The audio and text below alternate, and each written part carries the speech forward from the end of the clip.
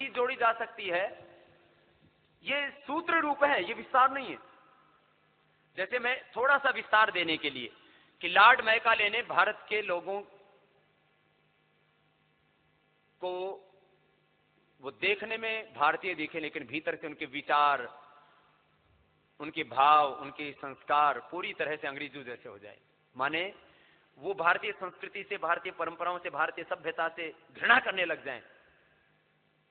हैं भारतीय, लेकिन वो भीतर से घृणा करने लग जाएं भारतीय संस्कृति से, भारतीय मूल्यों से, परंपराओं से, संस्कृत आदर्शों से, सभ्यता से, और हर चीज में उनको विदेशी अच्छे लगे, हर चीज में उनको विदेशी दर्शन, विदेशी सभ्यता, विदेशी संस्कृति वही उनको सर्वोच्च लगे। ऐसे ऐसे लोग तैयार करने का एक पूरा का पूरा षड्यंत्र रचा। तो शिक्षा जो है वो अपनी है ही नहीं, इसको हम पढ़ रहे हैं। जो अक्षर ज्ञान है उसका मेरा विरोध नहीं है, वो ठीक है, विज्ञान और तकनीकी, लेकिन उसके पीछे जो पूरा का पूरा एक सब्जेक्ट हमारे यहाँ इतिहास है, एक सब्जेक्ट हमारे यहाँ भूगोल है, एक शास्त्र राजनीति शास्त्र है, ये तमाम जो अलग अलग सब्जेक्ट है, तो मैं शिक्षा और कानून व्यवस्था इसको किस तरह से हम पर लादा गया, इसका मैं इसलिए कह रहा हूं कि ये 11 तो मात्र बिंदु हैं, इनका विस्तार तो बहुत गहरा है।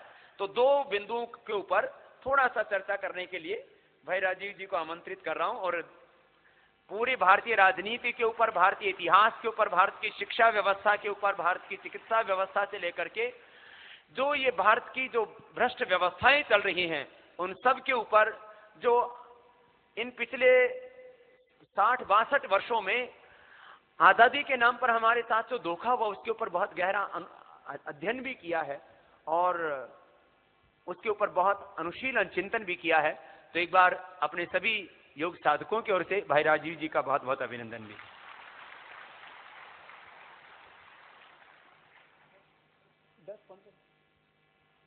और फिर आपको भी आमंत्रित करेंगे इसी बहस में हम। परम पूजनीय स्वामी जी, भारत स्वाभिमान के सभी सम्माननीय भाइयों बहनों, परम पूजनीय स्वामी जी के निर्देश के अनुसार मैं आपको शिक्षा और कानून व्यवस्था के बारे में थोड़ी बात करूंगा विस्तार में। मेरी बात शुरू करने के पहले एक कहानी सुनाता हूं आपको, सच्ची कहानी। उस कहानी में मेरी बात का पूरा निष्कर्ष है। कहानी हमारे देश के एक वैज्ञानिक की है, उनका नाम था प्रोफेसर जगदीश चंद्र बोस। आपने सुना? बहुत बड़े वैज्ञानिक हुए अपने भारत देश के। हम सभी भारतवासियों को उनके ऊपर बहुत गर्व है, गौरव है। प्रोफेसर जगदीश चंद्र बोस ने एक रिसर्च किया था, वो भी आप सब जानते हैं कि ये जो पेड़ पौधे होते हैं ना, ये भी मनुष्यों की तरह से सुख दुख के भागीदार होते हैं। पेड़ों में, पौधों में वैसा ही जीवन है जैसा मनुष्यों में होता है। पेड़ पौधे भी आपकी तरह से हंसते हैं, रोते हैं, खिलखिलाते हैं। पेड़ पौधे भी आपकी तरह से दुखी होते हैं, सुखी होते हैं। सब कुछ उनमें मनुष्यों जैसा ही होता है, बस इतना ही है कि भाषा नहीं है उनके पास, बाकी सब है। ये काम करने के लिए प्रोफेसर जगदीश चंद्र बोस ने अपने घर में एक एक्सपेरिमेंट किया था, प्रयोग किया था। उसकी कहानी है। उन्होंने क्या किया, अपने घर में गमले लाए। गमले आप समझते हैं जिसमें पौधे लगाते हैं, तो घर के 2 हिस्से कर दिए उन्होंने। एक हिस्से में कुछ गमले रखे, कुछ पौधे उसमें लगाए। दूसरे हिस्से में कुछ गमले रखे, कुछ पौधे लगाए। प्रोफेसर जगदीश चंद्र बोस क्या करते थे, रोज सवेरे उठते थे और एक तरफ के जो पौधे वाले गमले हैं उनको गालियां देते थे। तुम नालायक हो, तुम निकम्मे हो, तुम नकारा हो, तुम बदसूरत हो, तुम्हारे अंदर कोई गुण नहीं है, तुम्हारे अंदर कोई भी अच्छी बात नहीं है। ये खूब गालियां देते थे पौधों के सामने।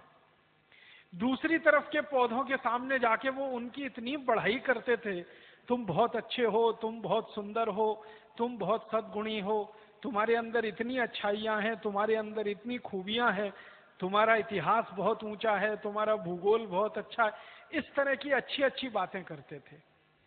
6 महीने लगातार प्रोफेसर साहब ने ये परीक्षण किया। परिणाम जानते हैं क्या हुआ? जिन पौधों को वो गालियां देते थे वो सब मुरझा गए, और जिन पौधों की वो प्रशंसा करते थे, बढ़ाई करते थे, वो सब खिलखिला के दोगुनी रफ्तार से बढ़ने लगे। इस पूरी कहानी से जो मैं कहना चाहता हूं वो ये कि जब किसी को गालियां दी जाती हैं और किसी को नीचा दिखाया जाता है तो वो मुरझा जाता है, और जब किसी की बढ़ाई की जाती है, प्रशंसा की जाती है, तो वो बहुत अच्छा हो जाता है। हमारे लोगों के साथ ऐसा ही हुआ। 200 से 250 साल अंग्रेजों ने हमको गालियां दी, तुम भारतवासी निकम्मे हो, नालायक हो, नकारा हो, तुम्हारी संस्कृति खराब है, तुम्हारी सभ्यता खराब है, तुम्हारे अंदर कोई दर्शन नहीं है, तुम्हारे पास विज्ञान नहीं है, तुम्हारे पास तकनीकी नहीं है, तुम कुछ नहीं जानते हो, तुम्हारी सभ्यता ही पूरी चौपट है। ये अंग्रेजों ने हमको 200 से 250 साल कहा। एक अंग्रेज ने कहा, फिर दूसरे ने कहा, फिर तीसरे ने कहा, फिर चौथे ने कहा, फिर पांचवें ने कहा। फिर एक अंग्रेज आया जिसका नाम था टीबी मैकॉले। उसने कहा कि एक एक अंग्रेज आता है और भारतवासियों को गाली देता है, कोई ऐसी व्यवस्था बनाओ जो परमानेंट गाली देने वाली हो। एक अंग्रेज आया, जैसे रॉबर्ट क्लाइव आया, उसने ये सब भारतवासियों को सारे बुरे बुरे जो भी बातें हो सकती हैं वो कहीं भारतवासियों को, भारतीय चोर थे, हाँ चोर थे, डकैत थे, लुटेरे थे, लुच्चे थे, लफंगे थे, लंपट थे, सारी बुरी गालियां। गाय का मांस खाते थे। हाँ। अच्छा देखो, कोई भी हिंदू इस बात को मानने के लिए, कोई भी भारतीय आर्य इस बात को मानने के लिए कतई तैयार नहीं हो सकता। आज भी देश में हिंदू आर्य कुछ भी कहिए उनको, वो भी मांस खाते हैं, लेकिन आज तक मैंने एक भी हिंदू को गौ मांस खाते नहीं देखा। तो ये कैसे हो सकता है कि पहले खाते थे, लेकिन आज तक हमें अभी भी पढ़ाया जा रहा है, हमारी पाठ्य पुस्तकों में अभी भी है। जी राजीव जी। और इसी तरह से एक सबसे बड़ी गाली जो हमको मिली, मैं सभी गालियों में सबसे खराब मानता हूं उसको, कि हम आर्य लोग बाहर से आए और हमने भारत के द्रविड़ों के ऊपर आक्रमण और हमला करके कब्जा कर लिया, और द्रविड़ों को मारते मारते दक्षिण भारत में धकेल दिया और पूरे उत्तर भारत पर आर्यों ने कब्जा कर लिया। ये सबसे बड़ी गाली है जो हमें 250 साल अंग्रेजों ने दी। अंग्रेजों के पहले यही गाली हमको फ्रांसीसी देते थे, ऐसी गालियां देते थे हम, और अभी भी दी जा रही है। और फ्रांसीसियों से पहले ये गाली हमको पुर्तगाली लोग दिया करते थे।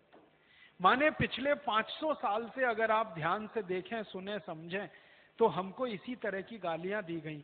अब वो गालियां सुनते सुनते एक अंग्रेज आता था, गालियां देके जाता था, दूसरा आता था, देके जाता था, तीसरा आता था, देके जाता था। एक टीबी मैकॉले नाम का अंग्रेज आया, उसके दिमाग में एक आइडिया आया, विचार आया कि ये एक एक अंग्रेज भारतवासियों को गाली देता है, कोई ऐसी व्यवस्था बनाओ जो भारतवासियों को परमानेंट गाली देने वाली हो।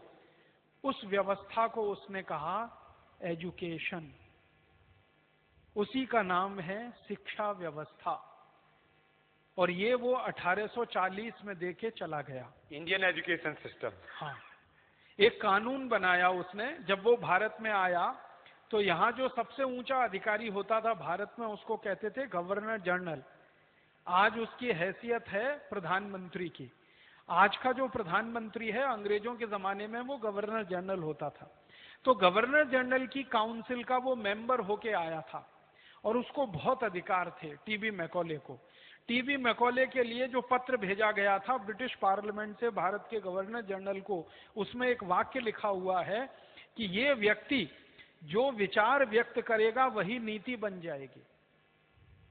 इतनी ऊंची अधिकार और अथॉरिटी के साथ उसको भेजा गया। तो मैकॉले ने आके जो सबसे खराब काम एक किया हमारे हिसाब से, और अंग्रेजों के हिसाब से सबसे अच्छा काम, कि उसने लगातार गाली देने वाला एक तंत्र बना दिया, जिस तंत्र का नाम उसने रखा शिक्षा व्यवस्था, एजुकेशन। और इस एजुकेशन में इस तरह से विषय डाले गए कि हर एक विषय भारतवासियों को गाली देने वाला सिद्ध हो, और भारतवासी लगातार ये गालियां सुनते सुनते मुरझा जाएं और आत्मग्लानि की स्थिति में पहुंच जाए, उनको अपने धर्म संस्कृतियों के प्रति घृणा हो जाए। उसने जो इतिहास बताया हमारे देश में, जो इतिहास हम पढ़ते हैं, उस इतिहास को जानबूझकर राजाओं का इतिहास बताया। आप जानते हैं हमारा पूरा इतिहास आज आप पढ़ें जो मैकॉले के द्वारा रचित है या मैकॉले एजुकेशन के द्वारा दिया हुआ है, उस इतिहास में राजाओं के बारे में ही कहानियां हैं, प्रजा के बारे में कहीं कुछ नहीं है, ऋषियों के बारे में कुछ नहीं। हमारे एक राजा से दूसरे राजा की लड़ाइयां हो रही हैं, तो सारे इतिहास में लड़ाइयां ही लड़ाइयां हैं। आप मुझे एक बात बताओ, अगर सब एक दूसरे से लड़ते ही रहेंगे तो समाज कहां बचेगा? समाज तो खत्म हो जाएगा। भारत तो 1000 साल पहले ही खत्म हो जाता अगर हर एक राजा दूसरे से लड़ रहा होता। अपना आज का इतिहास पढ़ें तो एक ही बात समझ में आती है, ये राजा उस पर हमला कर रहा था, वो राजा उस पर हमला कर रहा था, वो राजा ने उससे लड़ाई की, उसने इस पर चढ़ाई की, उसने उसकी पत्नी को मैंने दबोच लिया, उसने उसकी राज्य की सल्तनत को खींच लिया। यही सारी कहानियां पूरे इतिहास में हैं। ये मैकॉले का रचित इतिहास है, जिससे हमको इतनी आत्मग्लानि पैदा हो जाए कि हमारे पुरखे तो लड़ने भिड़ने के अलावा कुछ करते ही नहीं थे। आप मुझे एक मोटी सी बात बताइए, अगर कोई समाज लगातार लड़ता रहे, झगड़ता रहे, वो वेदों की रचना कर सकता है? कोई समाज हमेशा लड़ता रहे, झगड़ता रहे, हजारों हजारों वेदों की ऋचाएं लिख सकता है?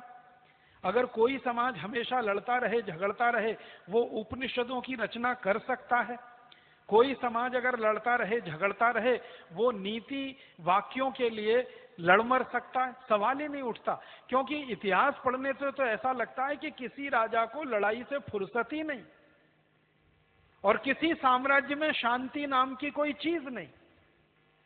तो मैकॉले ने इतिहास ऐसा दे दिया, और उस इतिहास में प्रजा गायब है। ध्यान रखिएगा, राजा ही राजा हैं, और राजाओं की अच्छाइयां गायब हैं, बुराइयां ही बुराइयां हैं। इसने उस पर हमला किया, उसने उस पर हमला किया, इसने इसको मारा, उसने उसको पीटा, उसने उसका राज्य छीन लिया, इसने उसका राज्य छीन लिया। इसी तरह का इतिहास हम पढ़ते हैं, और अगर इसी तरह का इतिहास पढ़ेंगे तो कैसा दिमाग बनेगा हमारा? वैसा ही बनेगा जैसा मैकॉले चाहता था। इसी तरह से हम भारत के दूसरे शास्त्रों की बात करें, हम गणित की बात करें। मैं एक उदाहरण से कहता हूं, मैंने बचपन में गणित पढ़ा है।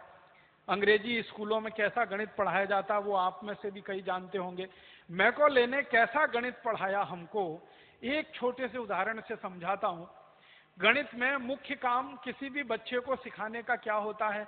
जोड़ना, घटाना, गुणा करना और भाग देना। ये 4 मुख्य क्रियाएं हैं गणित में, जो प्राथमिक स्तर पर हर बच्चे को सिखाई जाती है। तो हमें जोड़ना सिखाना है, या घटाना सिखाना है, या गुणा करना सिखाना है, या भाग देना सिखाना है। तो सिखाने के लिए मैकॉले सिस्टम का सवाल कैसे लिखा जाता है, वो एक सवाल बताता हूं आप।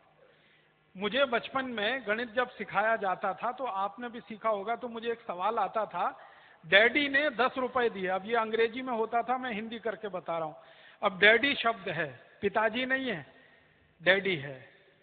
डैडी का माने होता है DEAD, डैड माने मरा हुआ, डैडी माने मरे हुए जैसा। ये उसका अंग्रेजी में हिंदी अर्थ है, मरे हुए जैसा। तो पिताजी नहीं है, पिताश्री नहीं है, डैडी ने 10 रुपए दिए, या पापा जी ने 10 रुपए दिए। पापा नाम के शब्द का कोई अर्थ आज तक दुनिया में किसी को नहीं मालूम, और हम बोलते रहते हैं अपने अपने पिताजी को पापा पापा पापा पापा। पापा का कोई अर्थ ही नहीं है किसी भी भाषा में। तो पिताजी ने 10 रुपए दिए, मान लीजिए मैंने उसको संशोधित कर दिया।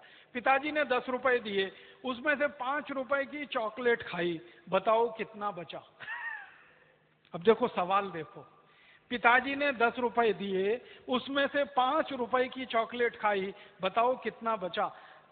हम क्या सिखाना चाहते हैं? घटाना, सब्सट्रैक्शन सिखाना चाहते हैं, घटाना। उदाहरण क्या लिया? पिताजी ने 10 रुपए दिए, 5 रुपए की चॉकलेट खाई, तब कितना बचा? अब बच्चा बचपन से ये सवाल करना शुरू करेगा, तो 2-3 साल के बाद वो पूछेगा चॉकलेट किसकी खाऊं, कैडबरीज की कि नेस्ले की? आप मेरी बात पे ध्यान दीजिएगा। बार बार वो ये सवाल हल करेगा, पिताजी ने 10 रुपए दिए, 5 रुपए की चॉकलेट खाई, तो एक दिन पूछेगा चॉकलेट कैडबरीज की खाऊं कि नेस्ले की, क्योंकि टीवी में रोज विज्ञापन में वो देखता है कि चॉकलेट 2 ही कंपनियां बेचती हैं, या तो कैडबरीज या तो नेस्ले।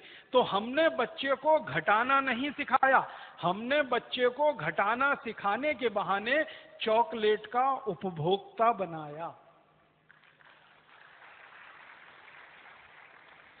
अगर यही सवाल मुझे सिखाना हो, मैं भारतीय आदमी हूं, और वैदिक पद्धति में अगर ये सवाल सिखाना हो, या वैदिक पद्धति की ना भी बात करूं, भारतीय पद्धति में ये सवाल सिखाना हो, तो माफ करेंगे, इसको सिखाने के लिए मैं ऐसे सिखाऊंगा, पिताजी ने 10 रुपए दिए, मैंने 5 रुपए किसी गरीब को दान कर दिए, बताओ कितना बचा? सवाल तो एक ही है ना, घटाना ही सिखा रहे हैं हम। 10 में से 5 गए, 5 बचा, यही हम उसको सिखा रहे हैं। लेकिन सवाल की जो भाषा है, वो एक जगह पिताजी ने चॉकलेट के लिए 5 रुपए दे दिए, दूसरी जगह पिताजी ने दान करने के लिए 10 रुपए दिए। अगर हर बच्चा 2-3 साल यही सवाल करेगा करेगा करेगा तो एक दिन पूछेगा ये दान क्या होता है, फिर पूछेगा दान क्यों देना चाहिए, फिर पूछेगा दान किसे देना चाहिए। अगर वो दान के बारे में पूछने लगेगा, दान क्या होता है, क्यों दिया जाता है, क्यों देना चाहिए, तो अपने आप वो भारतीयता में आ जाएगा। और अगर 10 रुपए में से 5 रुपए की चॉकलेट खाएगा तो हमेशा वो अंग्रेजी सभ्यता में ही जाएगा। और एक उदाहरण से, मैं बचपन में जब पढ़ता था, आप भी पढ़ते होंगे, तो हमको कहते थे ऐसे लिख के लाओ, हमको होमवर्क दिया जाता था ऐसे लिख के लाओ। तो हमारी टीचर को क्या विषय सूझते थे ऐसे के लिए, वो कहती थी तुम पिकनिक मनाने गए, उस पर ऐसे लिख के लाओ। अब मैं पिकनिक मनाने जाऊंगा और उस पर ऐसे लिखकर लाऊंगा, माने निबंध लिखकर लाऊंगा पिकनिक के ऊपर, तो 100% मुझे अंग्रेज और यूरोपीय सभ्यता में ही जाना पड़ेगा। मुझे ये कभी नहीं कहा किसी भी टीचर ने कि तुम निबंध लिखकर लाओ। तुम माता पिता के साथ तीर्थ स्थान की यात्रा करने गए थे, बद्रीनाथ गए थे, केदारनाथ गए थे, गंगोत्री गए थे, यमुनोत्री गए थे, उसका लिख के लाओ। ये कभी भी किसी कक्षा में मुझे ना किसी ने पढ़ाया ना सिखाया। मुझे हमेशा ये सिखाया ऐसे लिख के लाओ। पिकनिक पर गए, और पिकनिक पर गए तो डबल रोटी ले गए, पाव रोटी ले गए, टमाटो केचप ले गए, तो बटर ले गए, तो ये सब यूरोपीय सभ्यता की चीजें ले गए, और इनमें से ये हमने खाया, दूसरों को खिलाया, ये सब लिख के लाओ। तो बच्चे का दिमाग तो पूरी तरह से उपभोक्ता बनाने के लिए हमने पूरी शिक्षा तैयार की है। माफ करिएगा, आज की जो पूरी की पूरी शिक्षा व्यवस्था है, ये हमको नागरिक नहीं बनाती है, कंज्यूमर बनाती है, उपभोक्ता बनाती है। वो चाहे लक्स का हो, या लाइफ बॉय का हो, या कैडबरीज का हो, या नेस्ले का हो। और मैं ऊंची शिक्षा की भी बात कर रहा हूं। ऊंची कक्षाओं में जो शिक्षा दी जाती है माध्यमिक स्तर तक और उसके आगे ग्रेजुएशन और पोस्ट ग्रेजुएशन तक, ये शिक्षा भी हमको कंज्यूमर बनाने के लिए ही है। बस कंज्यूमर अलग अलग तरह का है। जब बचपन की शिक्षा है वो प्रोडक्ट का कंज्यूमर बनाने के लिए है, और हायर एजुकेशन है वो किसी यूनिवर्सिटी अमेरिका और यूरोप की, उसका कंज्यूमर बनाने के लिए हमको शिक्षा दी जाती है। इंजीनियरिंग में हमारे देश के लाखों विद्यार्थियों को जो शिक्षा दी जाती है, उसका अंतिम उद्देश्य एक ही है कि ये विद्यार्थी भारत छोड़कर अमेरिका चला जाए, यूरोप चला जाए, फिर वहां पर सेवाएं दे, क्योंकि वहां एक इंजीनियर तैयार करने में उनको करोड़ों डॉलर खर्च होते हैं, और यहां से उनको वो फोकट में मिल जाता है। तो ये पूरी की पूरी शिक्षा व्यवस्था जो आज हम ढो रहे हैं हमारे कंधे पर, मैकॉले की दी हुई शिक्षा व्यवस्था, इतिहास उसी समय का पढ़ाया जा रहा है। भूगोल भी हमने नहीं बदला, हमारा भूगोल भी अंग्रेजों के जमाने का जो तय हो गया है वही भूगोल हम पढ़ते हैं। सिविक्स और इकोनॉमिक्स वही पढ़ते हैं। अर्थशास्त्र में पता है सारी की सारी थ्योरीज जो पढ़ाई जाती हैं वो सब वेस्टर्न थ्योरीज हैं। अर्थशास्त्र का आप में से कोई भी विद्यार्थी होगा जो एमए इन इकोनॉमिक्स करता हो या पीएचडी इन इकोनॉमिक्स उसने किया हो, उसको सारे सिद्धांत जो पढ़ाए जाते हैं वो पश्चिमी विचारकों के सिद्धांत हैं। एक भी हिंदुस्तानी अर्थशास्त्री विचारक का कोई सिद्धांत अर्थशास्त्र में नहीं पढ़ाया जाता। इस देश का सबसे बड़ा अर्थशास्त्री विचारक जो माना जाता है वो चाणक्य है। चाणक्य का एक भी सिद्धांत एमए इकोनॉमिक्स में नहीं है, बीए इकोनॉमिक्स में नहीं है, इंटरमीडिएट में नहीं है, हाई स्कूल में नहीं है, उसके पहले भी कहीं नहीं। सारे के सारे पश्चिमी अर्थशास्त्रियों के सिद्धांत। इसी तरह से एक दर्शन शास्त्र विषय पढ़ाया जाता है, फिलोसॉफी। पूरा का पूरा फिलोसॉफी भरा पड़ा है पश्चिमी विचारकों से। देकार्ते का थ्योरी पढ़ लीजिए, लेबिनिज का थ्योरी पढ़ लीजिए, अरस्तु का थ्योरी पढ़ लीजिए, और या सुकरात का थ्योरी पढ़ लीजिए। और उनके थ्योरीज जब मैंने पढ़ने शुरू किए तो इतनी हंसी आती है कि ऐसे मूर्ख विचारकों की थ्योरीज अगर हम पढ़ते हैं तो हम मूर्ख ही पैदा होंगे, अकल वाले तो हो नहीं सकते। आपको एक छोटा उदाहरण दूं, सुकरात का नाम आपने सुना है? The great great philosopher of western world, पूरे पश्चिमी समाज का सबसे बड़ा विचारक और दर्शन शास्त्री। और उसके बाद अरस्तु का नाम आपने सुना है?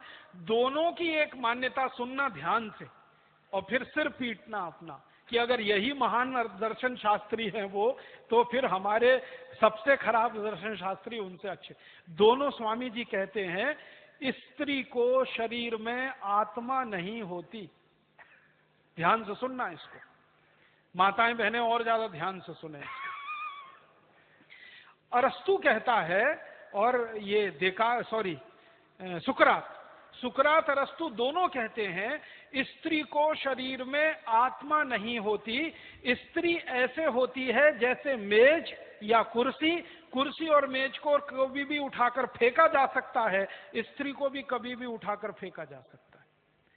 ये दर्शन है सुकरात का, ये दर्शन है अरस्तु का, जिस पर हमारे यहां बड़े बड़े लोग पीएचडी करते हैं।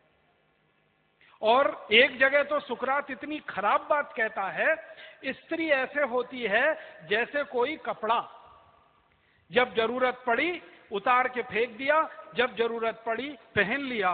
और अरस्तु तो उससे भी एक कदम आगे जाके कहता है कि कपड़ा शरीर पर हमेशा नहीं धारण किया जा सकता, इसलिए स्त्री को भी हर समय साथ में नहीं रखा जा सकता।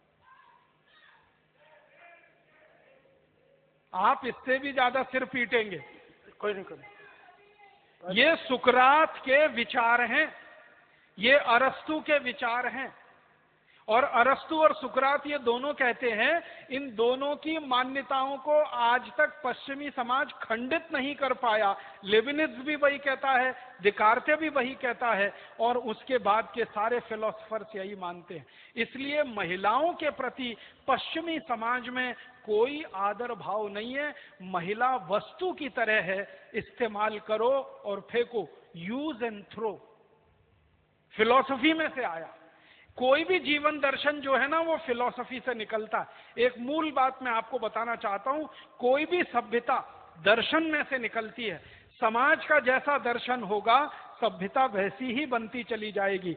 पश्चिमी समाज का दर्शन स्त्रियों के बारे में ये है कि स्त्री वस्तु की तरह से है, उसमें आत्मा नहीं है। आपको एक जानकारी दूं, सन 1950 तक ब्रिटेन में, बहुत ध्यान से सुनना इस बात को, सन 1950 तक ब्रिटेन में, अमेरिका में, फ्रांस में, जर्मनी में, स्वीडन में, स्विट्जरलैंड में और डेनमार्क में, इतने देशों में सन 1950 तक किसी भी महिला को वोट देने का अधिकार नहीं था। आपको मालूम है ये बात?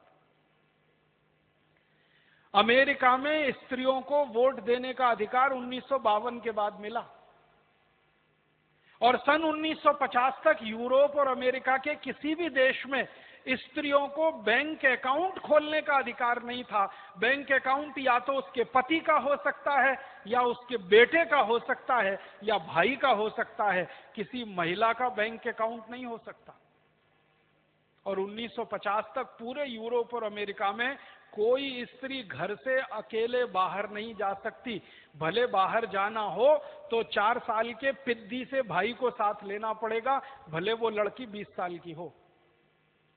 4 साल का भाई है उसका, जो कोई सुरक्षा नहीं कर सकता, वो उसके साथ जाएगा, वो अकेली नहीं जा सकती। इतनी पाबंदियां महिलाओं पर लगाकर रखी हैं पश्चिमी समाज ने, इसलिए वहां पर वीमेन्स लिबरलाइजेशन नाम का आंदोलन चला, जो सैकड़ों साल तक चला। और उस आंदोलन की थोड़ी सी सफलता मिली कि 1952 में आके कुछ देशों ने वोट देने का अधिकार दिया, 1957 में आकर कुछ देशों में स्त्रियों में बैंक अकाउंट खोलने का अधिकार मिला। और आपको मालूम है, अभी 20 साल पहले तक यूरोप में स्त्रियों की तनख्वाह और पुरुष की तनख्वाह में जमीन आसमान का अंतर था। अभी 20 साल पहले तक कोई एक काम आप करो तो पुरुष को अगर $100 मिलेंगे तो स्त्री को वही काम करने के $30 ही मिलेंगे। क्यों? कहा जाएगा इसमें तो आत्मा नहीं है। और मुझे बहुत खराब लगता है ये कहते हुए कि यूरोप और अमेरिका में अभी 20 साल पहले तक 3 स्त्रियों की गवाही एक पुरुष के बराबर होती थी। 3 स्त्री जो बात कहेंगी, एक पुरुष वो कहेगा, ये बराबर माना जाता था। ये उनकी सभ्यता है, ये उनका दर्शन है। अब ये सभ्यता और ये दर्शन लेकर टीबी मैकॉले भारत आया। ध्यान दीजिएगा, मैंने ये सब आपको भूमिका बनाने के लिए कहा, क्योंकि टीबी मैकॉले किस समाज का आदमी था? पश्चिम का आदमी था, ब्रिटेन का आदमी था। वो लेबिनिज को भगवान मानते हैं, वो देकार्ते को भगवान मानते हैं, वो अरस्तु को भगवान मानते हैं, वो सुकरात को भगवान मानते हैं। उन्हीं देशों से आया मैकॉले, तो उसकी मानसिकता भी वही थी, स्त्रियों के विरोध में। और आया तो पूरी शिक्षा व्यवस्था उसने ऐसी डिजाइन की जो 100% स्त्री विरोधी है, महिला विरोधी है, स्त्रियों को हतोत्साहित करने वाली है और स्त्रियों को अपमानित करने वाली है। हर खंड खंड पर आप देखेंगे इस पूरी शिक्षा व्यवस्था में स्त्रियों का जितना अपमान होता है शायद कोई कल्पना नहीं कर सकता। और वही शिक्षा व्यवस्था हम ढोते हुए चले आ रहे। हमारे देश का दर्शन है, हमारे देश की सभ्यता है कि स्त्री सबसे बड़ी गुरु होती है, मां सबसे बड़ी गुरु होती है। हमारे देश का दर्शन है और सभ्यता है। मैंने स्वामी जी एक जगह पढ़ा, भारतीय दर्शन पढ़ रहा था, तो नाम भूल गया हूं दर्शन शास्त्री का, याद आएगा तो बताऊंगा। उसने एक वाक्य लिखा, स्त्री से ज्यादा पवित्र दुनिया में कोई नहीं होता।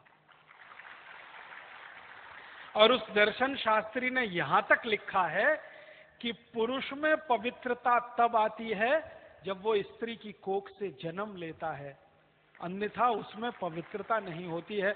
और यही बात उसने पति के लिए लिखी कि जब कोई कुंवारा लड़का शादी करता है तब पवित्रता के थोड़े से अंश को पहचान पाता है। आपको मालूम है हमारे देश में बहुत सारे मंदिर हैं जहां पर यह सिद्धांत अभी भी लागू है। अगर आपके पास आपकी धर्मपत्नी नहीं है तो मंदिर में प्रवेश नहीं कर सकते आप। ऐसे भारत में मंदिर हैं और वो भारतीय दर्शन पर चलते हैं। वो कहते हैं आप पवित्र नहीं है अगर आपके साथ आपकी पत्नी नहीं है, क्योंकि कहा यह जाता है कि पत्नी ना हो तो पुरुष का दिमाग कितना लंपट होता है उसका अंदाजा नहीं है, अगर वो योगी नहीं है तो।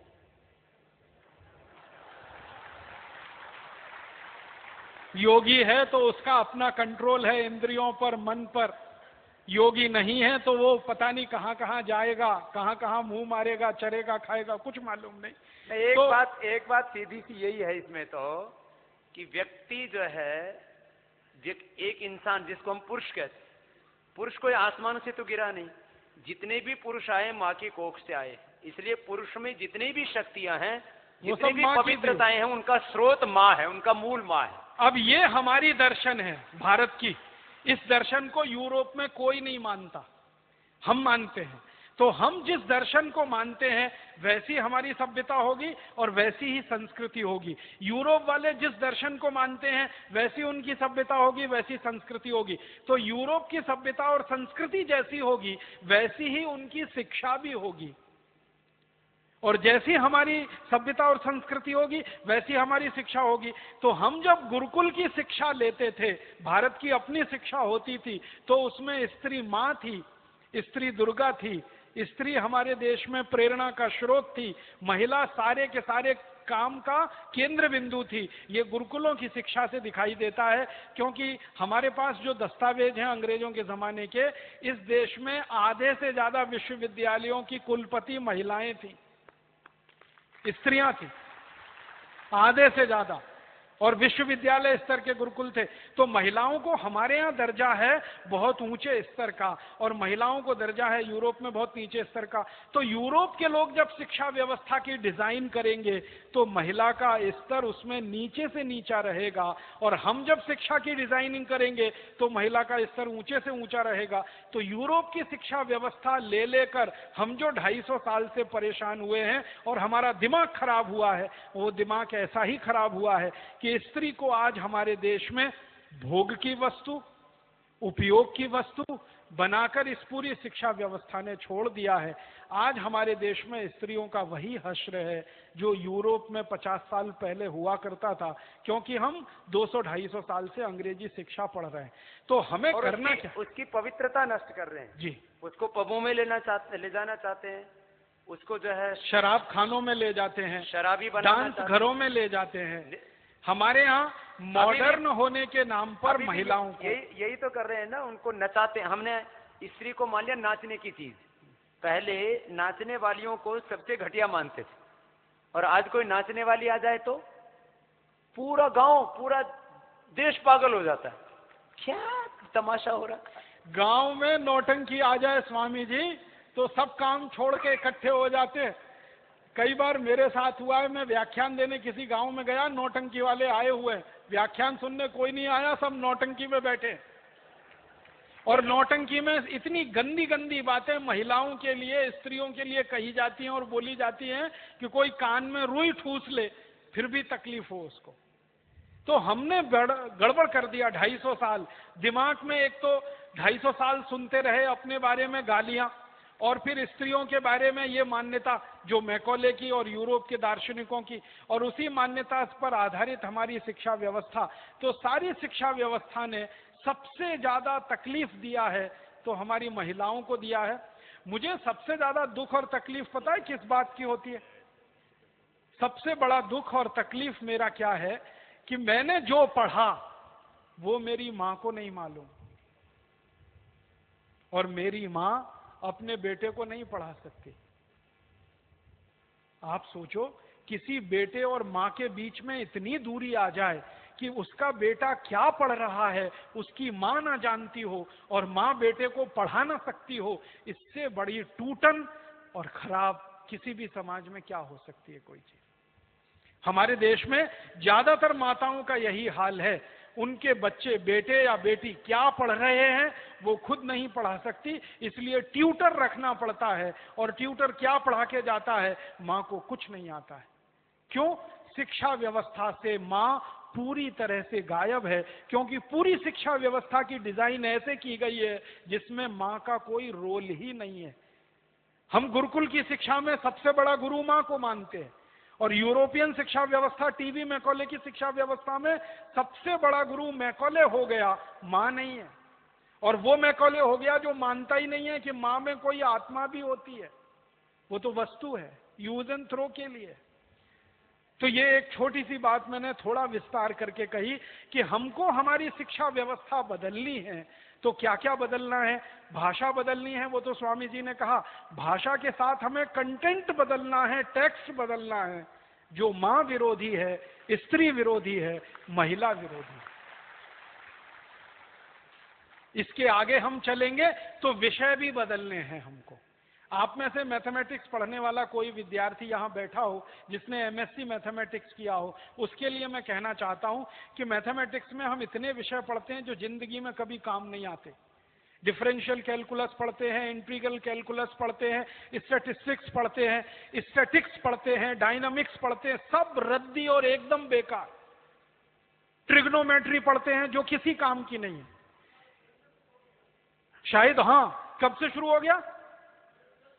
12th से शुरू हो गया। और तकलीफ की स्थिति, पहले एमएससी में होता था, बीएससी में, अब 12th से शुरू हो गया।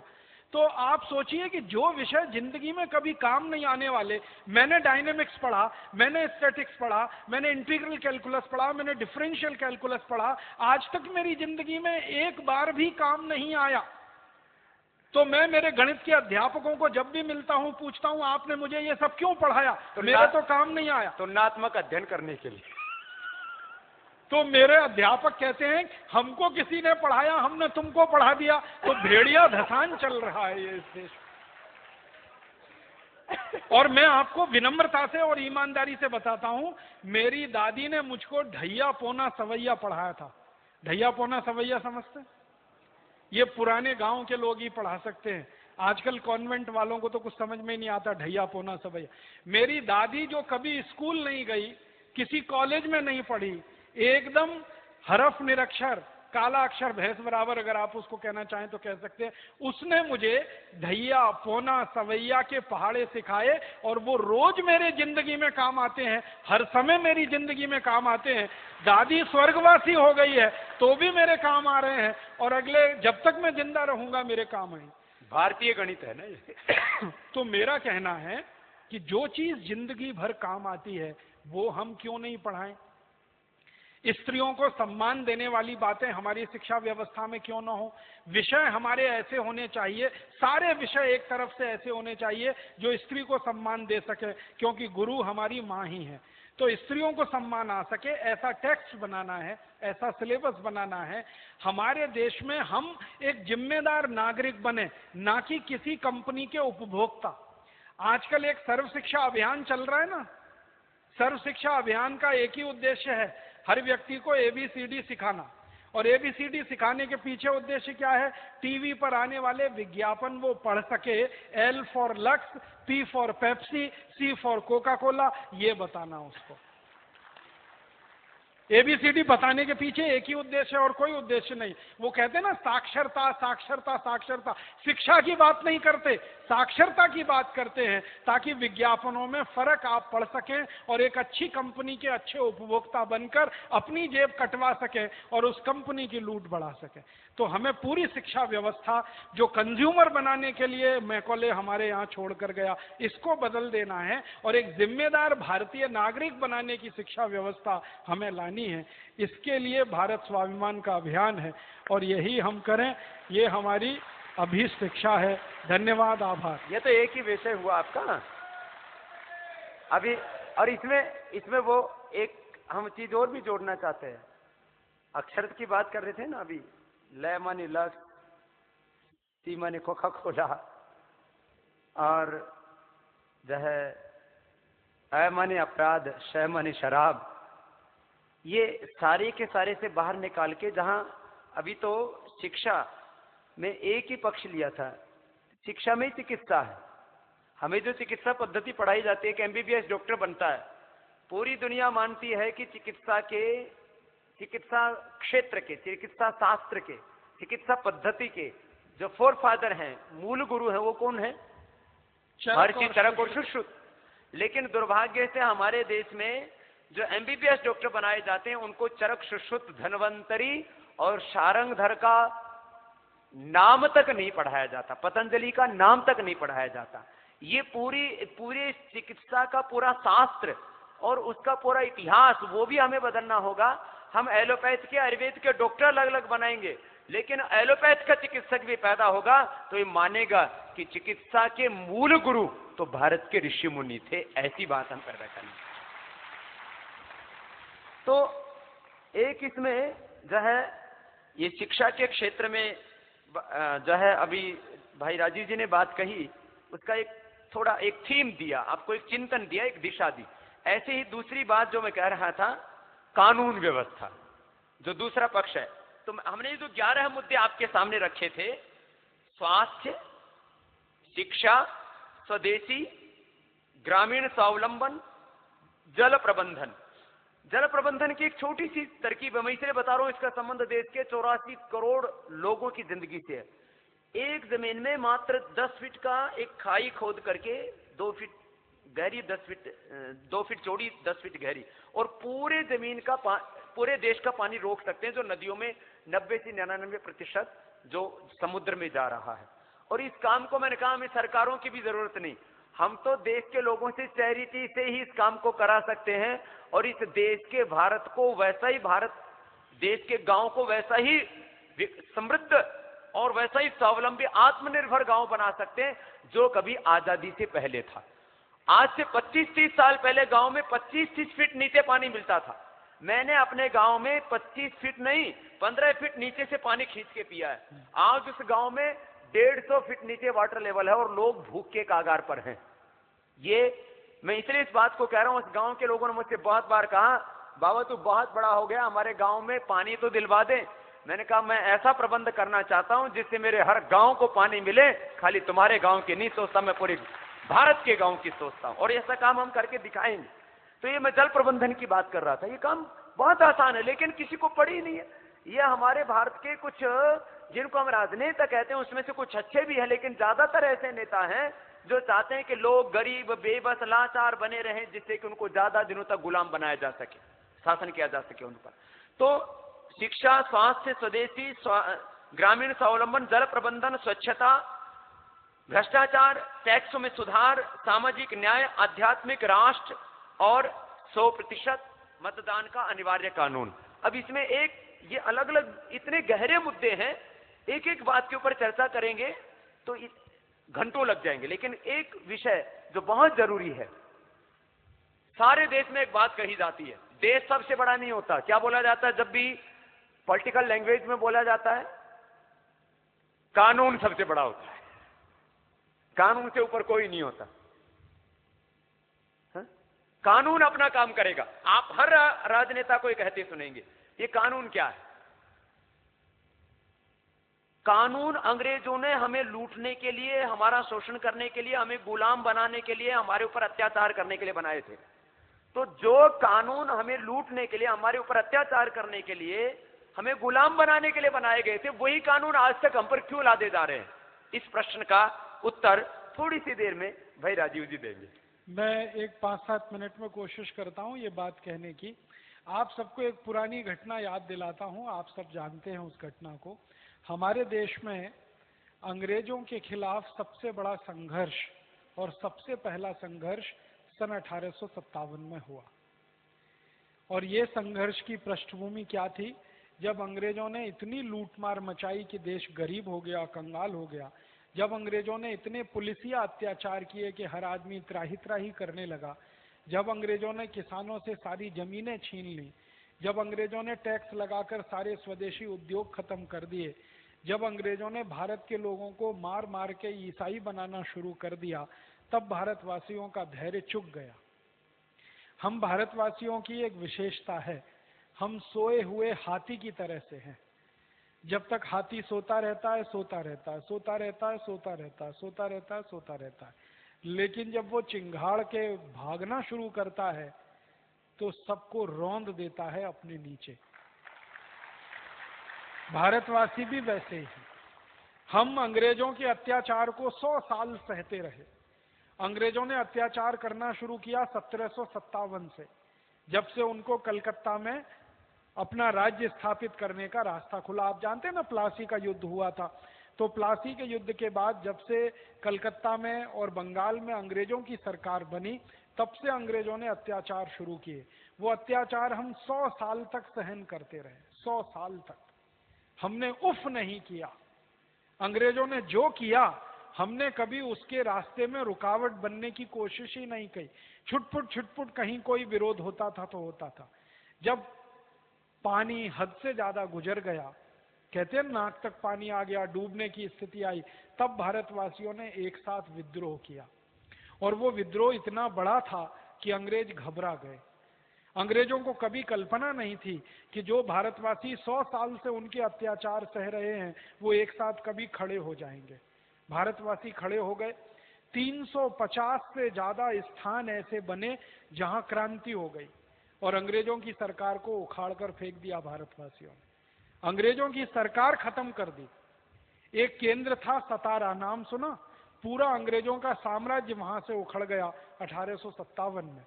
दूसरा केंद्र था सांगली, फिर था कोल्हापुर, फिर था पूना, फिर पूरे भारत में ऐसे 350 से ज्यादा केंद्र थे जहां अंग्रेजों की सरकार खत्म हो गई और 3,65,000 अंग्रेज उसमें मारे गए। 1857 की क्रांति शुरू हुई थी। यहीं हरिद्वार के नजदीक में एक मेरठ नाम का स्थान है, मुश्किल से यहां से कितना 70-80 किलोमीटर होगा। इस मेरठ स्थान से शुरू हुई थी क्रांति 10 मई 1857 को, और वो फिर पूरे देश में फैल गई। आप कल्पना कर सकते हैं कि एक मेरठ शहर से क्रांति की शुरुआत हुई और 350 शहरों तक वो क्रांति फैल गई 3 महीने में। 10 मई से शुरू हुआ, 10 मई से 10 जून, 10 जून से 10 जुलाई, 10 जुलाई से 10 अगस्त, 1 सितंबर तक पूरे हिंदुस्तान में कहीं भी अंग्रेजों की सरकार नहीं बची, एक भी अंग्रेज नहीं बचा। 3-3.5 महीनों में भारतवासियों ने अंग्रेजों का कत्लेआम कर दिया। जब भारतवासियों के सिर पर से गुजरती है ना, तो यही भारतवासी युद्ध के मैदान में किसी रणचंडी सा कमाल दिखाते हैं, तो साधारण भारतवासियों ने तलवारों से गर्दनें काट दी अंग्रेजों की। हसिया होता है ना, हसिया जिससे फसल काटी जाती है, उससे अंग्रेजों के गले काटे थे भारतवासियों। मेरठ में जाट किसान थे ना, ये सड़कों पर निकल आए थे और अंग्रेजों की छावनी के एक एक अधिकारी को हसिये से काटा था, खत्म कर दिया।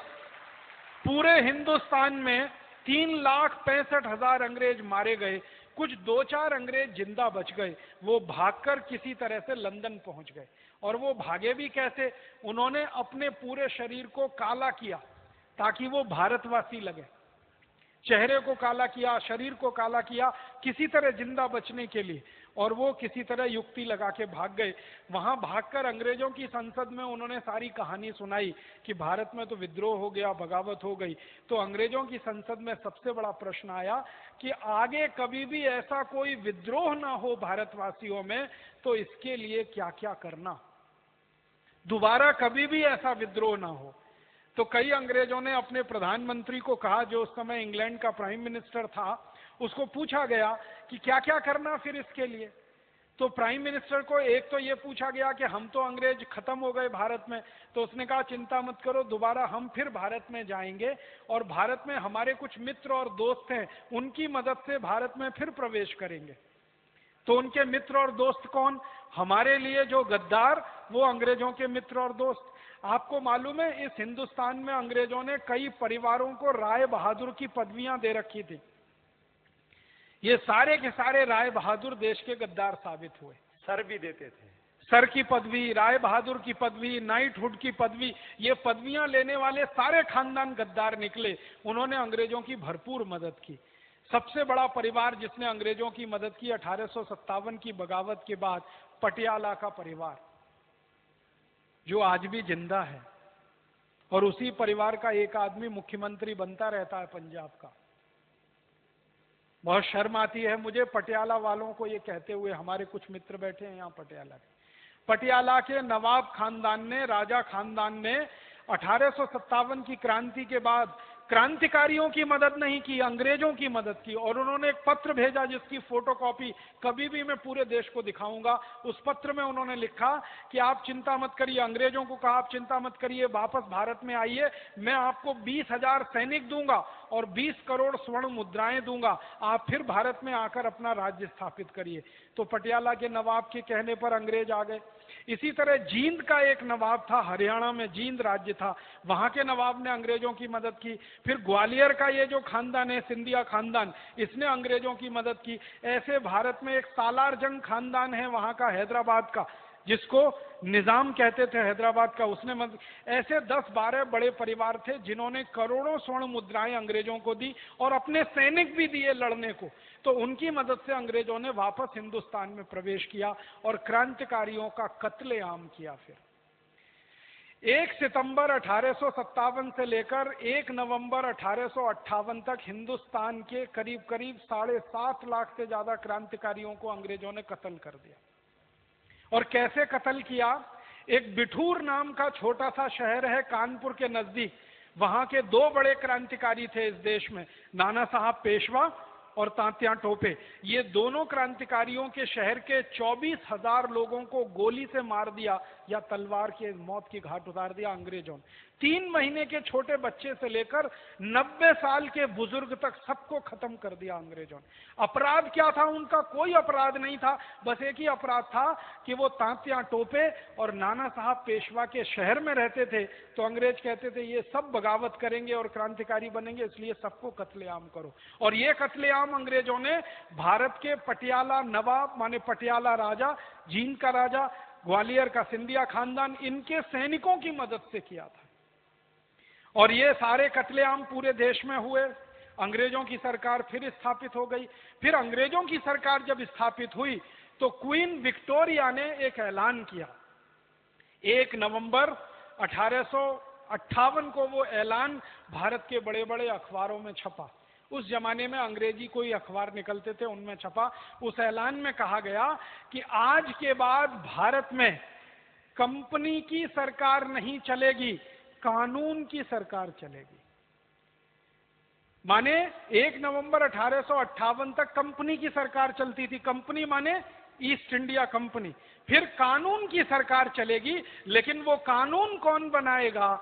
वो कानून अंग्रेजों की संसद बनाएगी, ब्रिटिश पार्लियामेंट बनाएगी, और उसके आधार पर यह देश चलाया जाएगा। अब ब्रिटिश पार्लियामेंट में कानून बनाने के लिए बहस क्या हुई? ब्रिटिश पार्लियामेंट में बहस यह हुई कि कानून ऐसे बनाए जाने चाहिए कि सारे भारतवासी कभी भी दोबारा से खड़े ना हो सकें और अंग्रेजों के खिलाफ बगावत ना कर सकें। तो सबसे पहला कानून जानते हैं क्या आया? सबसे पहला कानून, आपको हैरानी होगी जानकर, अंग्रेजों के खिलाफ जो बगावत हुई थी वो सशस्त्र बगावत थी, उसमें हथियारों का इस्तेमाल हुआ था। अंग्रेजों ने सबसे पहला कानून बनाया कि भारत में हथियार वही रख सकेगा जिसके पास लाइसेंस होगा। लाइसेंस जिसके पास नहीं होगा वो हथियार रखने का अधिकारी नहीं होगा। तो अंग्रेजों ने क्या किया? लाइसेंसिंग ऑफ आर्म्स एक्ट, ये पहला कानून बनाया। और इस कानून के आधार पर क्या किया गया?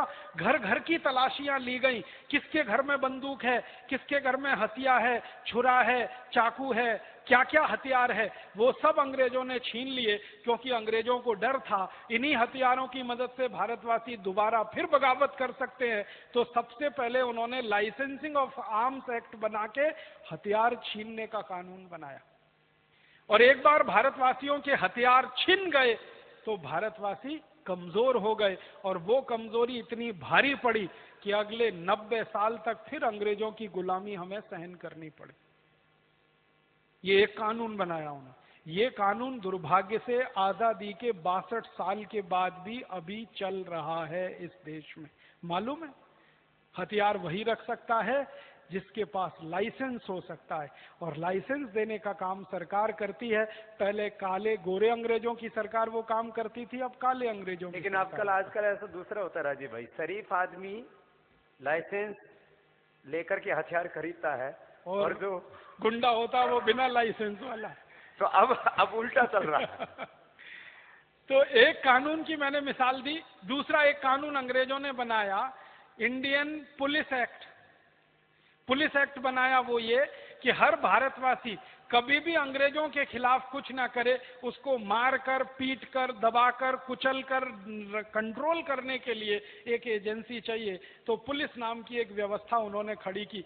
आपको मालूम है 1858 से पहले इस देश में कोई पुलिस नहीं थी। किसी भी राजा ने पुलिस नहीं रखी। आर्मी रखी, सेना होती थी, पुलिस नहीं होती थी, क्योंकि पुलिस की जरूरत नहीं थी। अपने ही लोगों को मारना, पीटना, दबाना, धमकाना ये कौन करता है? कोई राजा अपनी प्रजा को ये अत्याचार करेगा? लेकिन अंग्रेजों ने पुलिस बनाई जिसका नाम रखा इंडियन पुलिस एक्ट, और उसमें जो आधार दिया वो ये कि हर पुलिस वाले को राइट टू ऑफेंस होगा, किसी भी भारतीय नागरिक को राइट टू डिफेंस नहीं होगा। माने कोई भी अंग्रेज पुलिस अधिकारी किसी भी दिन गला पकड़ के आपको लाठी से मारने लगे तो आपको लाठी पकड़ने का भी अधिकार नहीं होगा, आप सिर्फ पिटते रहिए। और अगर उस पुलिस अधिकारी की लाठी आपने पकड़ ली अपना डिफेंस करने के लिए तो केस आपके खिलाफ बनेगा कि अंग्रेज अधिकारी को ड्यूटी करने से आपने रोका। जानते हैं आप, यही राइट टू ऑफेंस वाला कानून, इंडियन पुलिस एक्ट वाला, आजादी के 62 साल के बाद भी अभी भी चल रहा है। कोई पुलिस वाला सड़क चलते आपको रोक ले और आपके पैर में 2 लठ जमा दे, आप उसका कुछ नहीं बिगाड़ सकते। और कोई पुलिस वाला तैश में आ जाए और निकाल के गोली मार दे तो भी आप उसको फांसी के फंदे पर नहीं चढ़ा सकते। हमारे देश में पुलिस एनकाउंटर में सैकड़ों लोग निर्दोष मारे जाते हैं और किसी पुलिस वाले को फांसी नहीं होती इस देश में। बहुत रेयर केस होते हैं जिनमें सुप्रीम कोर्ट भी आ जाए।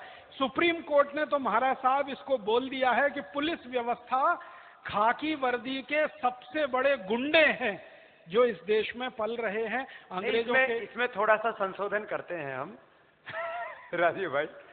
इसमें अच्छे पुलिस वाले यदि किसी अपराधी को गोली से मार देते हैं तो उनको जेल में ठोक दिया जाता है। जो किसी आतंकवादी को, किसी अपराधी को, किसी गुंडे को, कोई भैया, जो मुंबई में तो क्या बोलते हैं उनको सब, डॉन लोग, डॉन माफिया, डॉन को, माफिया को, डॉन को मारता है तो उसके ऊपर तो एक लगता है, लेकिन वो हिंदुस्तानी को मारेगा तो नहीं लगेगा, तब उसको एनकाउंटर मान लिया जाएगा।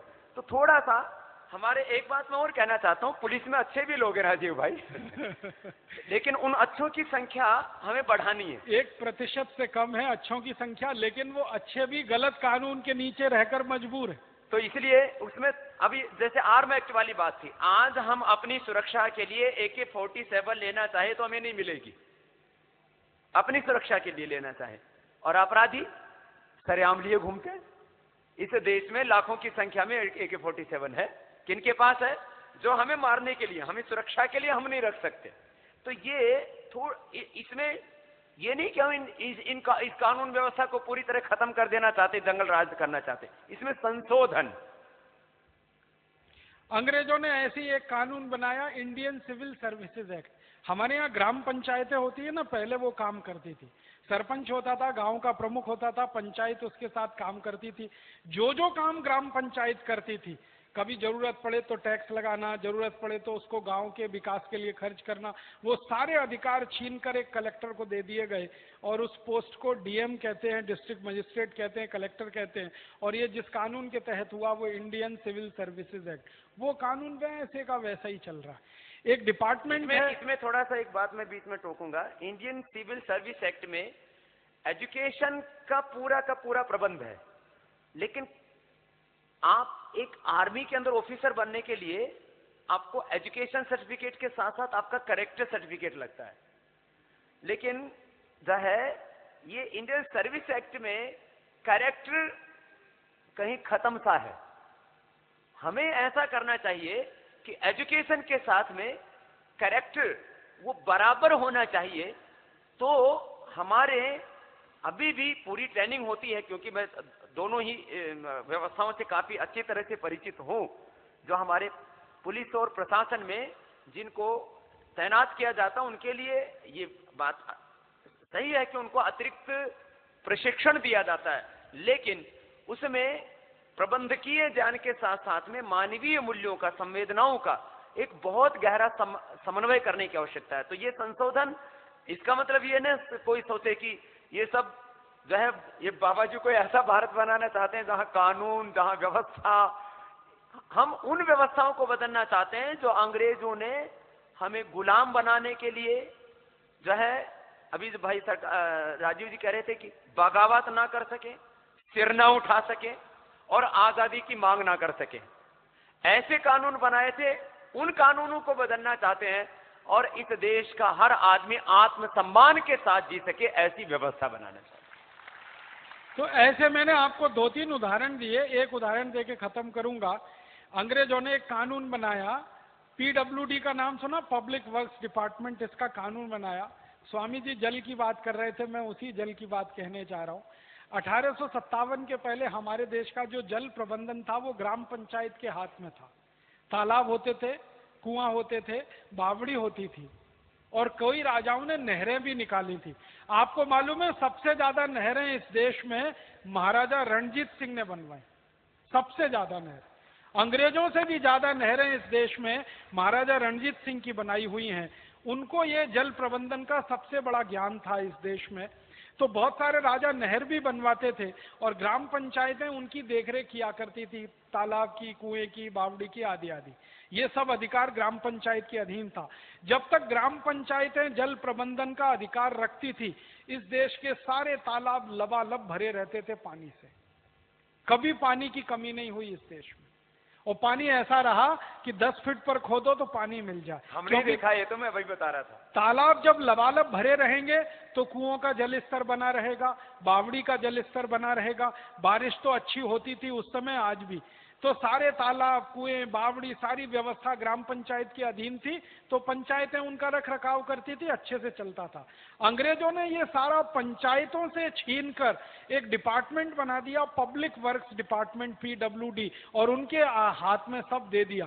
जब से ये हमारा जल प्रबंधन PWD के हाथ में आया, सब सत्यानाश हो गया।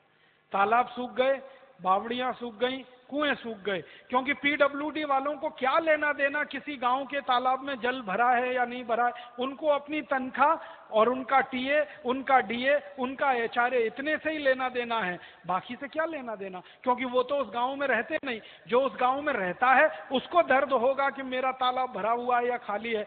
किसी दूसरे शहर का आदमी PWD वाला जाता, उसको क्या लेना देना।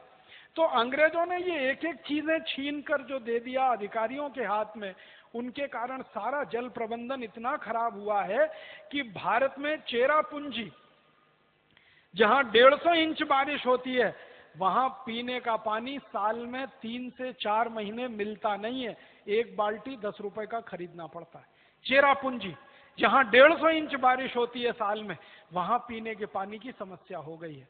गंगा नदी, जो कभी हमेशा 365 दिन साल में भरी बहती थी, आज उस गंगा नदी में इतना इतना पानी रह गया है, आप इधर से उधर जाके पार कर सकते हैं।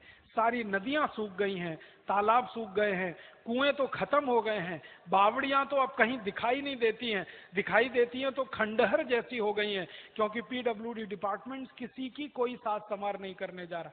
अकेले दिल्ली शहर में 1857 से पहले 70 तालाब थे दिल्ली में, आज दिल्ली में 2-3 तालाब रह गए हैं बस। ये PWD ने हमारे देश में कर दिया। तो अंग्रेजों ने क्या किया कि गांव के लोगों के हाथ की सारी व्यवस्थाएं छीनकर अपने हाथ में ले लिया और उनको बेदरकार छोड़ दिया। मैंने अंग्रेजों की सरकार के 250 साल पर एक वो एनालिसिस किया है। लगभग 200 साल अंग्रेजों की सरकार रही, तो 200 साल में अंग्रेजों के सारे खर्चे, जो सरकार के खर्चे हैं, इसमें मालूम है सबसे कम खर्चा है वो जल प्रबंधन का है। 200 साल अंग्रेजों ने राज किया, हर साल वो बजट बनाते थे और बजट इस देश के सामने, माने अंग्रेजों की सरकार के सामने प्रस्तुत होता था। तो आपको कल्पना एक बताता हूं, अगर 100 करोड़ रुपए का बजट होता था तो पानी का खर्चा कभी भी 1 लाख रुपए से ज्यादा उन्होंने नहीं किया। 100 करोड़ के बजट में अगर निकालेंगे तो 0.001% निकलेगा, इतना कम। माने कुल खर्चे का 0.01%, 0.001% पानी का खर्चा सबसे कम, क्योंकि अंग्रेज चाहते थे कि ये देश प्यासा मरे और इस देश के किसान फसल ना कर सकें, ताकि उनकी समृद्धि ना बढ़े, ताकि वो अंग्रेजों के खिलाफ बगावत करने वाले जवान पैदा ना कर सकें। ये सारी साजिश के तहत हुआ। तो किसानों को पूरी तरह से बर्बाद करना है, तो पानी उनका छीन लो, किसान सब बर्बाद हो जाएंगे, खेती करेंगे कैसे। तो पानी तो अंग्रेजों ने छीना है। और आपको मैं एक जगह का कभी एक दस्तावेज दिखाऊंगा, मौका मिला। उड़ीसा का मेरे पास एक दस्तावेज है सन 1870 के आसपास का, जिसमें एक अंग्रेज कलेक्टर ने नियम बना दिया कि जो नहर होती है ना, नहर में पानी तो छोड़ने का अधिकार सरकार के हाथ में है ना, कब पानी छोड़ना कब नहीं छोड़ना। तो 1870 में गंजाम जिले के कलेक्टर ने एक नोटिफिकेशन जारी किया कि पानी नहर में उन दिनों में छोड़ा जाए जब खेत में फसल ना हो। जब फसल खेत में खड़ी हो, पानी नहीं छोड़ा जाए नहर में। ये आदेश जारी किया गंजाम के कलेक्टर ने।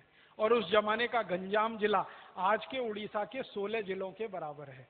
ये एक जगह का मेरे पास दस्तावेज है, अगर ढूंढूंगा तो ऐसे सैकड़ों दस्तावेज और मिल जाएंगे। कभी हमें अभी ढूंढने हैं, बहुत सारे दस्तावेज हमारे हाथ में नहीं है, लेकिन एक जिले का मेरे पास है। हो सकता है संपूर्ण भारत देश के सभी जिलों में ऐसे ही कलेक्टरों के आदेश जारी हुए हों कि जब किसानों की फसल खड़ी हो तो नहर में पानी नहीं छोड़ा जाए, और जब फसल नहीं है तब पानी छोड़ा जाए। इस तरह के कानून बना के अंग्रेजों ने बर्बाद किया है इस देश को।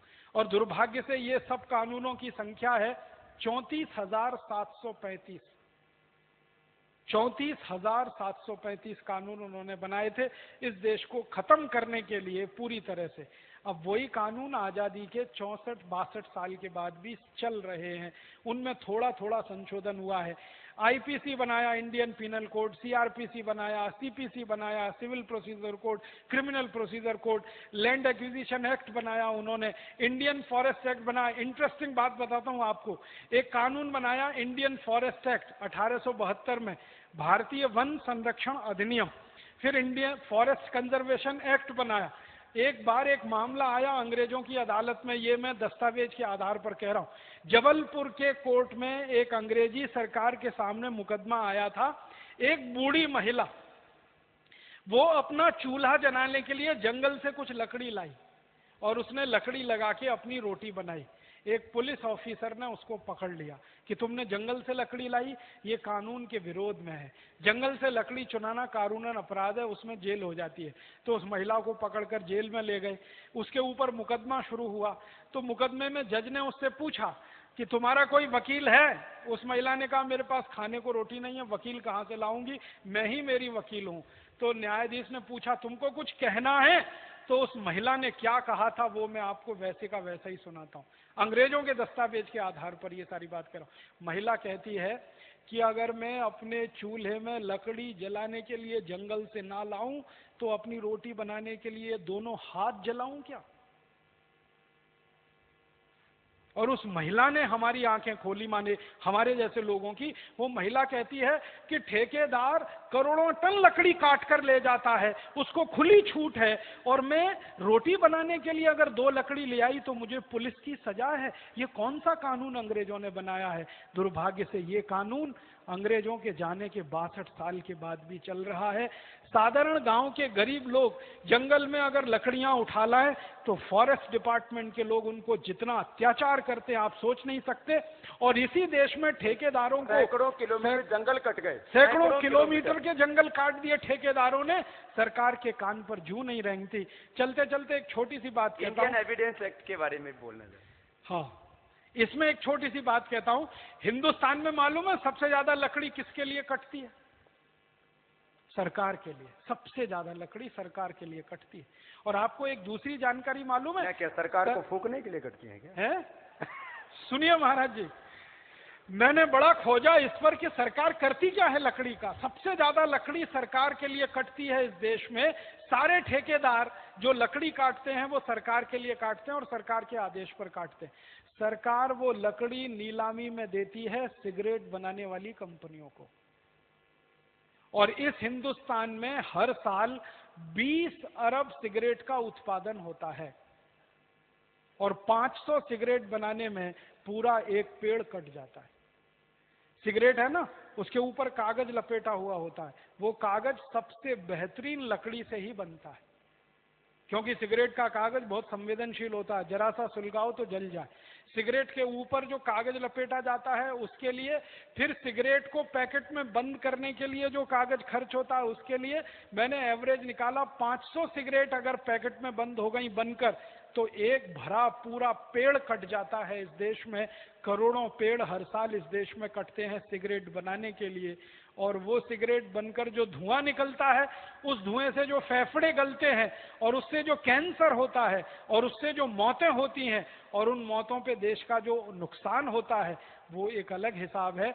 और फिर यही सरकार कितनी बेईमान और हरामखोर है कि सिगरेट के खिलाफ विज्ञापन नहीं आना चाहिए टीवी में, उसके लिए नाटक भी करती है। सिगरेट के खिलाफ सिनेमा में कोई सीन नहीं होना चाहिए, उसके लिए भी नौटंकी यही सरकार करती है। और मद्य निषेध विभाग भी इसी सरकार का है और सिगरेट के खिलाफ विज्ञापन करने का विभाग भी। क्या हरामखोरी इस देश में लोकतंत्र के नाम पर चल रही है, ये आप जरा सोचिए, समझिए। शराब वाला कब से वैध कानून? पहले शराब बेचना हमारे यहाँ पर बहुत घृणित काम माना जाता था। शराब बनाना और शराब बेचना ये हमारे यहाँ पर घृणित माना जाता था। पिछले दिनों मैंने एक बात उठाई कि भाई जो शराब बेचने वाले लोग हैं वो व्यापारी जो है वो अत्याचारी हैं, वो माफिया हैं और वो मौत के सौदागर हैं। तो कुछ लोगों ने इस पर टिप्पणियां भी की कि बोले बाबा जी वो तो कानून के दायरे में काम कर रहे हैं। पहले शराब बनाना और बेचना दोनों घृणित माने जाते थे, गैर कानूनन माने जाते थे। भारत की राजनीतिक व्यवस्था करोड़ों वर्ष पुरानी है। उसमें कभी भी शराब को वैधता नहीं थी, माने उसको गैर कानूनन माना जाता था शराब बनाना और उसकी बिक्री करना। तो वो शराब वाला कानून कब 1840 से आया स्वामी जी, जिसका नाम है सेंट्रल एक्साइज एक्ट। ये पहले सेंट्रल एक्साइज और सॉल्ट टैक्स एक्ट होता था, जिसमें शराब और ये नमक दोनों आते थे। तो 1840 से शुरू हुआ ये इस देश में। ये मैं इसलिए कह रहा हूं कि 1840 से पहले भारत में शराब बनाना और बेचना दोनों घृणित काम माने जाते थे, दंडनीय अपराध माने जाते थे। आज शराब बेचने वालों को, शराब बनाने वालों को पुरस्कृत किया जाता है और कानूनन उसको वैध माना जाता है। इसलिए मतलब अभी बीच में 2-4 बात और कहनी है हमको। एक बात हम कहना चाहते हैं कि लोग कहते हैं कि कानून से बड़ा कोई नहीं होता, कानून अपना काम करेगा तो देश बर्बाद हो जाए, तबाह हो जाए, माँ बहन बेटियों के साथ बलात्कार हो, अत्याचार हो, देश का यौवन बर्बाद हो जाए, देश का बचपन नशों में बर्बाद हो जाए, उनके लिए कानून अपना काम करेगा। कानून कहता है शराब बनाओ, कानून कहता है तम्बाकू खूब उगाओ, खूब बच्चों को, बूढ़ों को, बीमारों को, बहनों को, बेटियों को, सबको खिलाओ। हम कहते हैं कि कानून सबसे बड़ा नहीं होता, देश सबसे बड़ा होता है। देश सबसे बड़ा होता है, और जो कानून देश के खिलाफ है उनको बदल देना चाहिए। तो ये एक दर्शन है। हम कहते हैं कानून सबसे बड़ा नहीं, देश सबसे बड़ा होता है। देश अपना काम करेगा और देश से बड़ा कोई नहीं होता है। ये अंतर है, ये है कानून व्यवस्था में। और अभी उसमें थोड़ा 1-2 बातें और हम जोड़ देना चाह रहे हैं। ये इंडियन एविडेंस एक्ट, जिसके कारण से देश के 3 से 4 करोड़ लोगों को न्याय नहीं मिल रहा और करीब 10 करोड़ लोग न्यायालयों के चक्कर काट रहे हैं। आप सोच सकते हो कितना। ये मैंने एक बार दैनिक भास्कर में पूरा का पूरा इसके ऊपर पूरा फ्रंट पेज आधा भरा हुआ था और उसकी पूरी स्टडी मैंने की, आज से 3 साल पहले की बात है।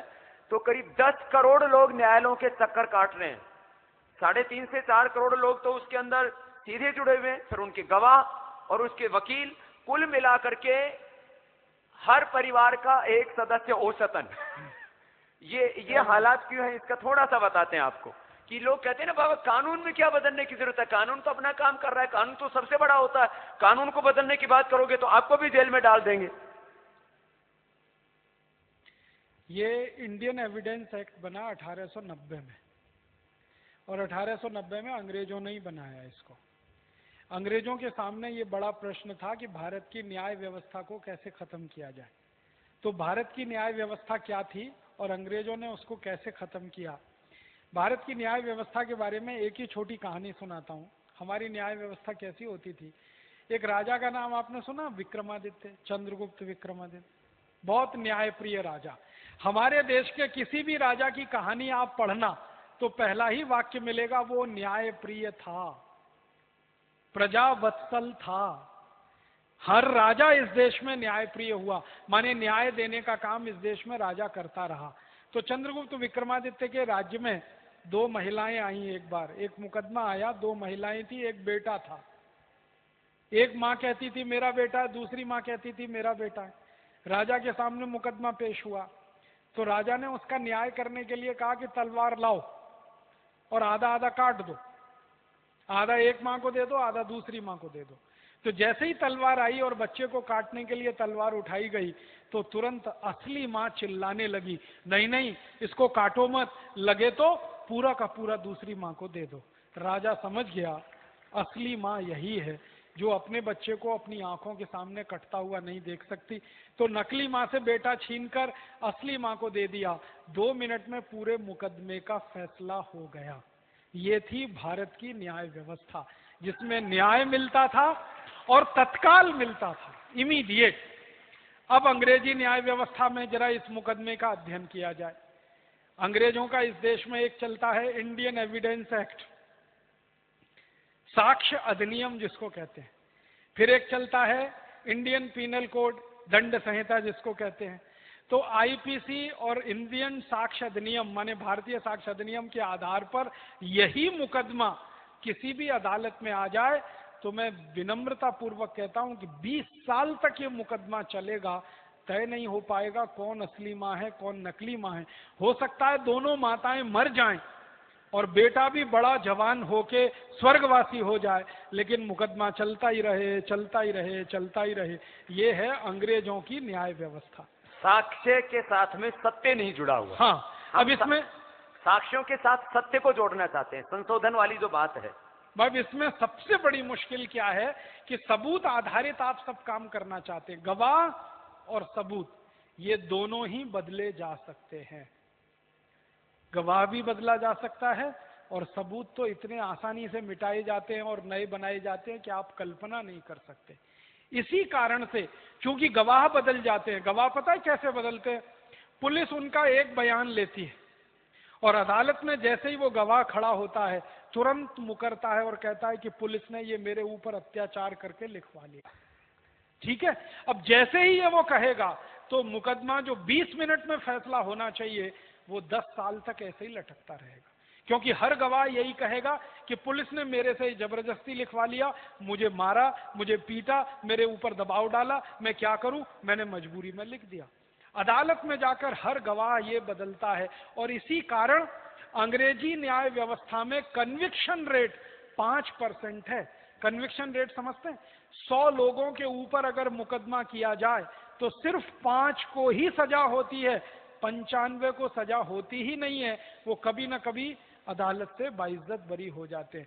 तो 100 मुकदमे अगर सरकार करती है और उसमें 5 को ही सजा होती है और 95 छूटते हैं, इसका माने न्याय के नाम पर इसका माने या तो 95 मुकदमे झूठे, या सरकार झूठी, या पुलिस व्यवस्था झूठी, या न्याय व्यवस्था कमजोर। ये इंडियन एविडेंस एक्ट ने ऐसा सत्यानाश कर रखा है हमारे देश में कि सत्य वहां महत्व का नहीं है, सबूत गवाह वो महत्व का है। कई बार पुलिस ऑफिसर कहते हैं सत्य क्या है हमें मालूम है, लेकिन गवाह नहीं है, क्या करें? सबूत नहीं है, क्या करें? न सजा दिलवा सकते हैं न सजा किसी की करवा सकते। तो समस्या हमारे देश में ये, और न्यायाधीश को सत्य की पहचान करने के लिए बिठाया जाता है, वो न्यायाधीश भी सबूत और गवाह के आधार पर सत्य को खोजता है। आपको मालूम है, न्यायाधीश भी सबूत देखेगा, गवाह देखेगा, तब सत्य की पहचान करेगा। सत्य तो अपने आप में ही पूर्ण होता है, उसको कोई गवाह की जरूरत नहीं होती, उसको कोई सबूत की जरूरत नहीं होती। एक उदाहरण दे दूं आपको, अंग्रेजी न्याय व्यवस्था का कैसा मजाक इस देश में चल रहा है। आपने देखा बंबई में 26 नवंबर को जिन लोगों ने गोलियां चलाई, आतंकवादियों ने पाकिस्तान से आकर और सैकड़ों लोगों को मार डाला, उनमें से एक बचा है। एक बचा है कि नहीं? अब उसके ऊपर नौटंकी चल रही है कि नहीं? हमारे को सत्य मालूम है कि इसने 87 लोगों को मारा या पता नहीं 67 लोगों को मारा। खत्म कर देना चाहिए अब तक उस मुकदमे को, 10 मिनट का काम है। अब उसमें सबूत खोजे जा रहे हैं, गवाह ढूंढे जा रहे हैं, उनको पकड़कर लाया जा रहा उसके सामने पेश किया जा रहा है, और वो मक्कार आतंकवादी मजाक बना रहा है, हंस रहा है, भारतीय न्याय व्यवस्था पर हंस रहा है। और दुर्भाग्य से वो न्याय व्यवस्था हमारी नहीं है, वो अंग्रेजों की है। तो अंग्रेजों की बनाई गई ये न्याय व्यवस्था, अंग्रेजों की बनाई गई प्रशासनिक व्यवस्था, पुलिस व्यवस्था, इसमें बहुत सुधार करने की जरूरत है। और ये सुधार आप हम मिलकर ही कर पाएंगे।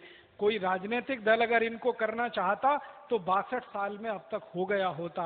राजनीतिक दलों को कुछ पड़ी नहीं है, उनको लगता है कि पुलिस का जैसा इस्तेमाल अंग्रेज करते थे वैसे ही आज राजनीतिक दल पुलिस का इस्तेमाल करते हैं।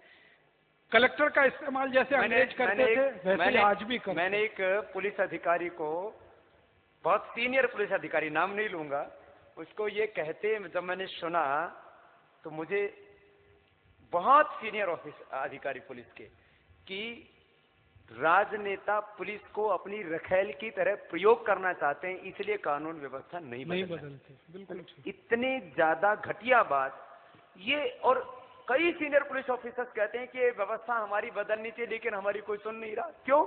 क्योंकि जैसे अंग्रेज प्रयोग करते थे पुलिस का अत्याचार करने के लिए, वैसे ये लोग कर रहे हैं। ये तो आज हमारी इस देश के करोड़ों लोग ताकत बन गए हैं, नहीं तो हमें यहां 1 मिनट नहीं बैठने दे यहां पतंजलि योगपीठ में।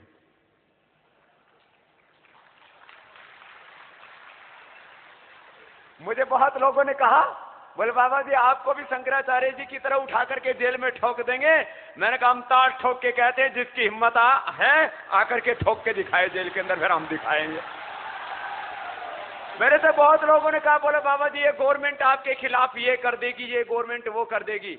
मैंने कहा मैं जो ईश्वरीय कानून व्यवस्था है और जो मानवीय कानून व्यवस्था है उसको पूरी तरह से मानता हूं, और मैं एक भी काम गैर कानूनन नहीं करता।